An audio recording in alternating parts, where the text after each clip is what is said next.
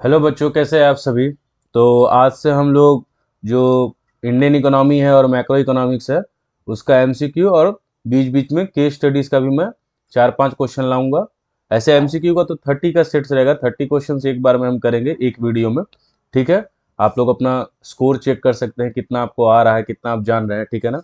तो फाइनल्स तक ऐसे ही 30-30 करके एमसीक्यू का सेट्स आते रहेगा। दूसरी चीज़ है कि केस बेस्ड क्वेश्चंस जो है 3 या 4 पूछे जा सकते हैं। ठीक है। तो केस बेस्ड का भी क्वेश्चंस मैं लाता रहूंगा। ठीक है ना। उसके भी कुछ वीडियोस आते रहेंगे। ठीक है। तो चलिए शुरू करते हैं। ध्यान देना है, ये एमसीक्यू है और इसमें मल्टीपल रिस्पॉन्स क्वेश्चंस भी हैं। ठीक है ना। आपके नॉलेज को टेस्ट करने के लिए। ठीक है ना, कि आपके पास कितना नॉलेज है, तो इस पे ध्यान देना है। ठीक है। तो चलिए शुरू करते हैं। अभी इंडियन इकोनॉमी का है, इंडियन इकोनॉमी कंप्लीट होगा उसके बाद फिर मैक्रो इकोनॉमिक्स का आएगा। ठीक है। इसी बीच में केस बेस्ड जो क्वेश्चंस है वो भी मैं डालता रहूंगा। ठीक है। चलिए शुरू करते हैं। फर्स्ट क्वेश्चन है, the main reason for stagnation in agriculture sector during British rule. ठीक है। तो मेन रीजन क्या था, और इस बीच में अगर मैं 1-2 मिनट के लिए, 1-2 मिनट बहुत ज्यादा हो गया, 5-10 सेकंड के लिए साइलेंट रहूंगा, उस बीच में आप अपना आंसर दे दीजिएगा। ठीक है ना। ऑप्शंस कमेंट्स सेक्शन में जाके आप अपना ऑप्शंस बताइए कि कितना सही हुआ है। ठीक है। तो इसमें मेन रीजन क्या था हमारा, लैंड सेटलमेंट सिस्टम, जिसमें आपने जमींदारी सिस्टम पढ़ा। एनसीईआरटी के अकॉर्डिंग सिर्फ जमींदारी सिस्टम है, ऐसे रोतवारी सिस्टम और महलवारी सिस्टम। ठीक है।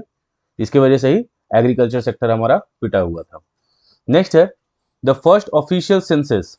तो ये रटने वाला question, the first official census was conducted in the year, ये किस में हुआ था, ये हुआ था आपका 1881 में। ठीक है। ये किस में हुआ था, 1881 में। थर्ड देखते हैं, the export surplus during the British rule was used. ठीक है। एक्सपोर्ट सरप्लस जो हो रहा है, ठीक है ना, यानी जो हम भेज रहे हैं वो एक्स्ट्रा हो रहा है, किस वजह से, किस लिए वो यूज होता था।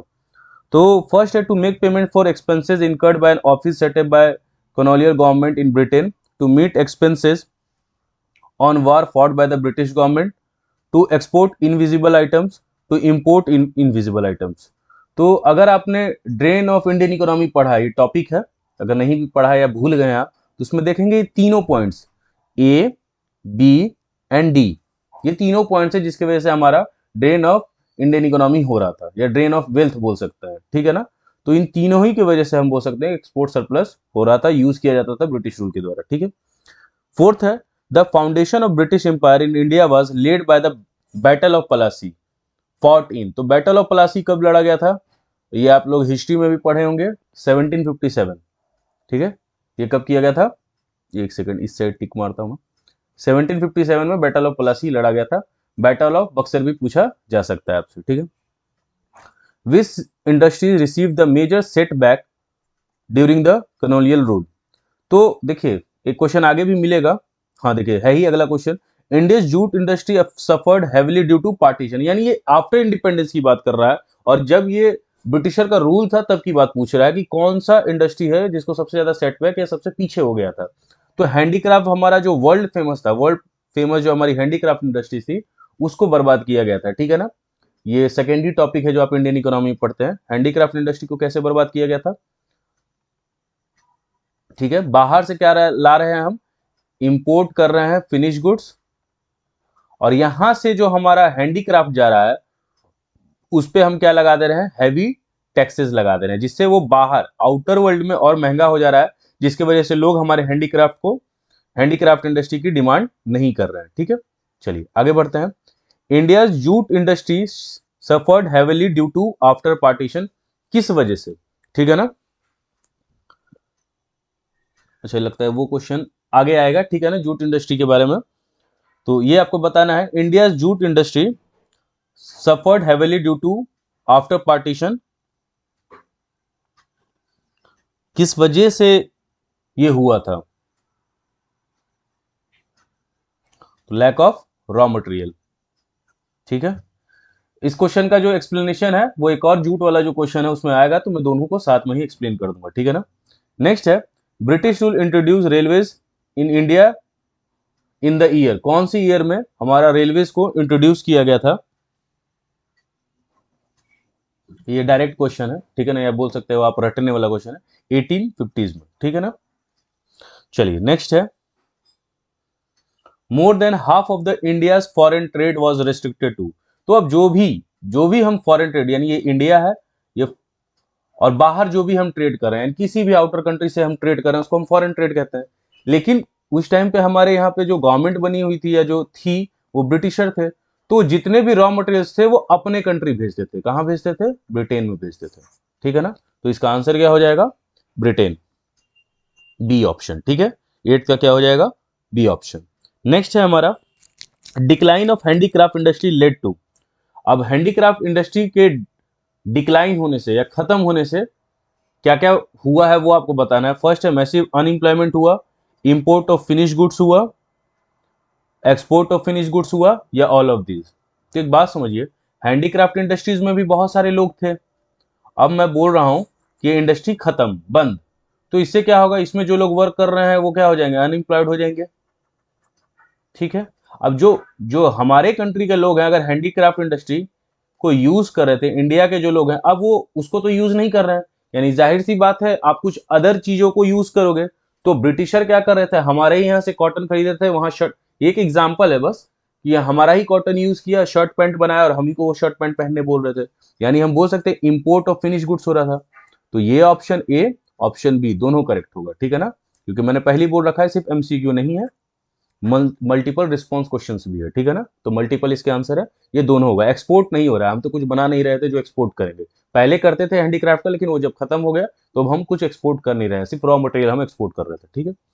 नेक्स्ट है, which industry was adversely affected due to partition. यही वो क्वेश्चन है। तो इसका आंसर क्या है? इसका आंसर होगा आपका जूट। अब बात समझो, बांग्लादेश है जिसको आप ईस्ट पाकिस्तान, जब पार्टीशन हो गया तो हैविली, ऐसा नहीं है कि बिहार में भी जूट का प्रोडक्शन होता है, ठीक है ना, लेकिन बांग्लादेश में बहुत ज्यादा प्रोडक्शन होता था, और उसका जो फिनिशिंग का या प्रोसेसिंग का काम होता था वो इंडिया में होता था। ठीक है। तो जैसे ही पार्टीशन हुआ ना, उसके वजह से हमारी जूट इंडस्ट्री पे बहुत ज्यादा इफेक्ट आया था। ठीक है ना? फिर से बता रहा हूं, मिल्स जो थे वो हमारे अदर पार्ट्स ऑफ कंट्री में भी थे, बट जूट का जो प्रोडक्शन हो रहा था वो बांग्लादेश में काफी ज्यादा होता था। तो जैसे ही पार्टीशन हुआ, ये ईस्ट पाकिस्तान बना, ईस्ट पाकिस्तान बना, तो हुआ क्या कि मिल्स तो यहीं रह गए, लेकिन जूट का जो हेवीली प्रोडक्शन था वो तो उधर ही चला गया। ठीक है। तो ये इंडस्ट्री हमारी बहुत ज्यादा इफेक्ट हुई। वो क्वेश्चन कहां गया? लैक ऑफ, देखिए इसका आंसर क्या है, India jute industry suffered heavily due to after partition. क्या इफेक्ट हुआ? Raw material. क्यों? क्योंकि उसका प्रोडक्शन हम ज्यादा कर ही नहीं रहे, वो बांग्लादेश में हो रहा है। हमारे पास मिल्स है, बट उसका जो प्रोडक्शन ज्यादा हो रहा था, वो कंट्री पार्टीशन के बाद, कंट्री बोल रहा हूँ, वो स्टेट हमसे बाहर चली गई, ईस्ट पाकिस्तान बन गया, वो उधर चले गए हैं। ठीक है। चलिए आगे बढ़ते हैं। नेक्स्ट है, स्पेस दिया हुआ है, was the main source of livelihood for most of the people during the colonial period. तो सबसे ज्यादा, अगर आपसे मैं पूछूं, नॉर्मली आप लोगों को याद हो, क्योंकि अब तो आपके प्री बोर्ड्स का टाइम है, कितने परसेंट लोग एग्रीकल्चर सेक्टर में इन्वॉल्व थे?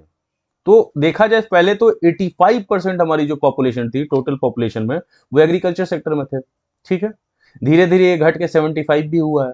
ठीक है। और आज के टाइम पे और डाटा कुछ कम हो गया है। ठीक है ना? तो सबसे ज्यादा जो सोर्स ऑफ लाइवलीहुड था वो क्या था? हमारा एग्रीकल्चर सेक्टर से। ठीक है। चलिए आगे बढ़ते हैं। The opening of Suez canal served as a direct route for ships operating between. तो स्विस कैनाल ओपन हुआ तो डायरेक्ट रूट कहां, किसके किसके बीच बना? अब ये देखिए, एक सेकेंड,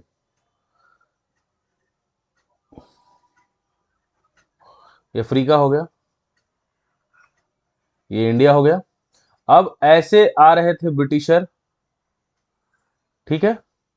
ये स्विस कैनाल, यहां ओटोमन साम्राज्य था, तो अब ये ओपन हो गया, यही स्विस कैनाल है, ये ओपन हो गया, तो ये डिस्टेंस क्या हो गया? कम हो गया। तो यानी कि इंडिया और ब्रिटेन के बीच का जो रास्ता है वो कम हो गया। ठीक है। और इससे ज्यादा क्या हो, कॉमर्शलाइजेशन ऑफ एग्रीकल्चर और बढ़ गया। यानी आप समझो कि मान लो बिहार में कोई चीज का प्रोडक्शन हो रहा है, रॉ मटेरियल का, जैसे इंडिगो ही मान लो। अब इंडिगो को आप यहाँ पोर्ट्स पे लेके जाते, लाइक गुजरात हो गया, यहाँ का पोर्ट हो गया, आप यहाँ लेके आते, फिर यहाँ से ब्रिटेन भेजते। अब क्या, सीधा पोर्ट पे भेजा और यहाँ से ये रास्ते से ये लोग चले गए, तो काफी फास्ट हो गया ये। ठीक है ना? मतलब बोल सकते हैं लूट और तेजी से बढ़ गई। Which year is described as the year of great divide. ठीक है। ये भी डायरेक्ट क्वेश्चन है, कमेंट कीजिए क्या होगा इसका आंसर। इसका इसका ये रटने वाली चीजें हैं, 1921 है, ठीक है। 14 है, was the most important infrastructure develop during the British rule. तो देखिए, वाटरवेज तो डेवलप नहीं हो पाया था, ये बात आपकी किताब में लिखी हुई है, लेकिन उन लोगों का मानना था कि इनलैंड वाटरवेज का सोर्सेज अगर ज्यादा रहे तो वो भी अच्छा है, ठीक है। तो सबसे ज्यादा उन लोगों ने इंट्रोड्यूस, अभी आपने पढ़ा 1850s में, किसका किया? रेलवेज का, ठीक है। जिससे जो भी रॉ मटेरियल है वो जल्द से जल्द पोर्ट पहुंचे, और पोर्ट से कहां पहुंचे? ब्रिटेन पहुंचे। तो सबसे ज्यादा जो इंफ्रास्ट्रक्चर पे ध्यान दिया गया वो रेलवेज पे दिया गया, ठीक है। नेक्स्ट है occupational structure refers to. Occupational structure का मतलब क्या होता है कि भैया आप ये मेरे को बताओ, आपकी जो टोटल टोटल पॉपुलेशन है वो एग्रीकल्चर सेक्टर में कितना है, इंडस्ट्रियल सेक्टर में कितना है, और टर्शरी सेक्टर में कितना है, ठीक है। और या फिर बोल सकते हैं आपकी जो टोटल पॉपुलेशन है वो किन किन तरह का काम कर रही है, क्या ऑक्यूपेशन कर रही है, ठीक है। तो इसका आंसर क्या हो जाएगा? Distribution of working force among the different occupation, वो कैसा वर्क कर रहे हैं, ठीक है। तो ऑक्यूपेशनल, और आपके मतलब किताब में भी दिया हुआ है ऑक्यूपेशनल स्ट्रक्चर के बारे में, कितने परसेंटेज लोग किस सेक्टर में इंडल्स थे, ठीक है। चलिए, उसी में एक कॉन्सेप्ट फिर पढ़ना होता है आपको, रीजनल वेरिएशन का। नेक्स्ट है which of the following statement is fall in the context of, इसको ध्यान से पढ़िएगा, फॉल्स पूछ रहा है, ठीक है। थोड़ा क्वेश्चन बड़ा जैसा दिख रहा है, तो इसमें क्या पढ़ना है आपको कि फॉल्स कौन सा स्टेटमेंट है। पहला क्या बोल रहा है? There was decline in the handicraft industry, ये तो ट्रू है। ब्रिटिशर के आने के, ब्रिटिश रूल के टाइम पे हमारी जो हैंडीक्राफ्ट इंडस्ट्री थी वो डिक्लाइन हुई थी। The British government promoted capital, British government ने हमारे कैपिटल गुड इंडस्ट्री को प्रमोट किया। आपको लगता है वो कुछ प्रमोट करेंगे? आपको लगता है ऐसा कुछ कि वो प्रमोट करेंगे? तो ये फॉल्स जैसा दिख रहा है, ठीक है। नेक्स्ट है public sector played a significant role, public sector तो ना कहीं बराबर था। There was a low contribution of there was a low contribution of industries to GDP, ये बात भी ट्रू लग रही है, ठीक है। तो इसका answer public sector played a significant, तो पब्लिक सेक्टर ना के बराबर था, तो ये भी बात गलत है, सिग्निफिकेंट रोल अदा नहीं किया गया, तो ये भी क्या लग रहा है? फॉल्स। तो इस हिसाब से देखो, फॉल्स पूछा गया है तो फॉल्स दो स्टेटमेंट है, एक बी हो गया आपका और एक सी हो गया, ये दोनों दोनों जो स्टेटमेंट्स है वो क्या है? फॉल्स है। ये दोनों ट्रू है। डिक्लाइन हैंडीक्राफ्ट का हुआ था, हाँ बिल्कुल हुआ था। लो कंट्रीब्यूशन इंडस्ट्रीज का था जीडीपी, बिल्कुल सही है। इंडस्ट्रीज की तरफ से जो जीडीपी में कंट्रीब्यूशन था वो बहुत ही कम था। नेक्स्ट है identify the statement which is not true, ठीक है। देखिए, जब भी नॉट ट्रू, फॉल्स ऐसा है, इसको ऐसे थोड़ा होता है ना, डार्कन कर दीजिए। In the context of demographic condition of India during British rule, पहला है हाई बर्थ रेट, ये तो सही लग रहा है। पूछ रहा है लो डेथ रेट, नहीं, डेथ रेट क्या था? हाई था। लो डेथ रेट लिखा हुआ है, लेकिन हमने क्या पढ़ा है? डेथ रेट हाई था, ठीक है ना। तो ये फॉल्स लग रहा है। लो इन्फेंट मोर्टेलिटी, नहीं, हमने पढ़ा है हाई इन्फेंट मोर्टेलिटी रेट था, तो ये भी फॉल्स है। हाई लिटरेसी रेट, हाई कहां था? लो लिटरेसी था, तो ये भी फॉल्स है। तो पूछ रहा है नॉट ट्रू यानी फॉल्स पूछ रहा है, तो इसके आंसर तीनों होंगे, बी, सी एंड डी, ठीक है। सिर्फ एक ट्रू है, हाई बर्थ रेट। नेक्स्ट है when was planning commission setup, planning commission कब बना था? सेटअप की बात पूछ रहा है, ठीक है ना। कब से कब वो चला है ये नहीं पूछा जा रहा है आपसे, आपसे पूछा जा रहा है कि सेटअप कब किया गया था। तो ये किया गया था, रटने वाली क्वेश्चन है, 1950s में, ठीक है ना। अगर जब पूछा जाएगा कि टर्म कौन सा था फर्स्ट प्लानिंग का, तब आप बोलोगे 1951 से लेकर 1956 तक, ठीक है। चलिए नेक्स्ट चलते हैं। नेक्स्ट है आपका abolition of intermediate and land ceiling are part of. तो देखिए, ये काफी इजी क्वेश्चन है। Industrial reforms in India, external sector reforms in India, land reforms in India, banking reform. तो बैंकिंग तो बिल्कुल नहीं होगा, लैंड सीलिंग वर्ड लिखा हुआ है, तो एक्सटर्नल सेक्टर भी नहीं लग रहा है, इंडस्ट्री से रिलेटेड लैंड लग नहीं रहा है, तो इसका आंसर क्या होना चाहिए? लैंड रिफॉर्म्स होना चाहिए। ये मैं हो रहा है ना, जो बच्चे थोड़े कमजोर है उसके हिसाब से बता रहा हूँ कि थोड़ा कॉमन सेंस भी अप्लाई करके आप एमसीक्यू सॉल्व कर सकते हैं, एलिमिनेशन मेथड कहते हैं इसको, ठीक है। ऐसे आपने ये पढ़ा है कि लैंड रिफॉर्म्स में क्या किया गया, क्या बोल सकते हो एग्रीकल्चर सेक्टर में हम कुछ चेंज कर रहे थे, तो हमने दो स्टेप्स लिए। एक तो लैंड रिफॉर्म्स किया, या लैंड रिफॉर्म्स में ही बोल सकते हैं आपकी फर्स्ट हुआ था एबोलिशन ऑफ इंटरमीडिएट्स, और दूसरा हुआ था, जो मैं ठीक से बना ही देता हूँ, लैंड रिफॉर्म्स। लैंड रिफॉर्म्स में फर्स्ट हुआ एबोलिशन ऑफ इंटरमीडिएट्स, और दूसरा क्या हुआ था, लैंड सीलिंग एक्ट लाया गया। और दूसरे साइड में एग्रीकल्चर सेक्टर में और क्या किया गया, ग्रीन रेवोल्यूशन लाया गया। ठीक है, तो ये ऐसे माइंड मैप आप दिमाग में याद रखोगे। Which of the following is a goal of 5 year plan. तो जनरली आपने पढ़ा है क्या क्या है, ग्रोथ पढ़ा है, मॉडर्नाइजेशन पढ़ा है, सेल्फ रिलायंस पढ़ा है, इक्विटी पढ़ा है। ये 4 पढ़ा है, ऐसे मैंने आपको 6 करवा दिए हैं, आप वीडियोस में जाके देख सकते हैं, 6 एटलीस्ट याद करके जाओ। ठीक है, तो देखो इसमें क्या क्या दिया है, ग्रोथ दिया हुआ है तो ये भी प्लानिंग का हिस्सा था, ग्रीन रेवोल्यूशन नहीं, लैंड रिफॉर्म्स नहीं, मॉडर्नाइजेशन हाँ, तो इसका आंसर क्या हो जाएगा, ए और डी दोनों हो जाएगा। नेक्स्ट है capitalist economy is control and operated by. तो ये आप क्लास 11th में भी पढ़े होंगे, थोड़ा सा दिया हुआ था, अगर टीचर ने पूरा पढ़ा दिया था तो बहुत अच्छा है, नहीं तो 12th में तो आपको पढ़ाया ही गया होगा। तो capitalist economy controlled by private sector. India adopted the, कौन सा इकोनॉमिक सिस्टम हमारे यहाँ चलता है, कैपिटलिस्ट चलता है, सोशलिस्ट चलता है, मिक्स चलता है। तो ये भी आपको इजी क्वेश्चन है, मिक्स्ड इकोनॉमिक सिस्टम या मिक्स्ड इकोनॉमिक सिस्टम हमने अडॉप्ट किया था। नेक्स्ट है, ये भी, इसका भी आंसर मैंने बातचीत के ही ड्यूरेशन में बता दिया है कि the first 5 year plan was launch for a period. 5 year planning हमने मेथड अपनाया था, तो वो कब से कब तक के लिए था, और फर्स्ट का पूछ रहा है। तो 50s में तो हमने क्या किया, प्लानिंग कमीशन को सेटअप किया था। हमारी फर्स्ट प्लानिंग शुरू कब हुई थी, 1951 से लेकर 56। तो इसका आंसर हो जाएगा सी, 51 से लेकर 56। चलिए आगे बढ़ते हैं। To protect goods produce in India from imports, government made use of. To protect goods produce in India from import, यानी बाहर से जो इंपोर्ट किया जा रहा है उसको रोकने के लिए गवर्नमेंट ने क्या क्या यूज किया था।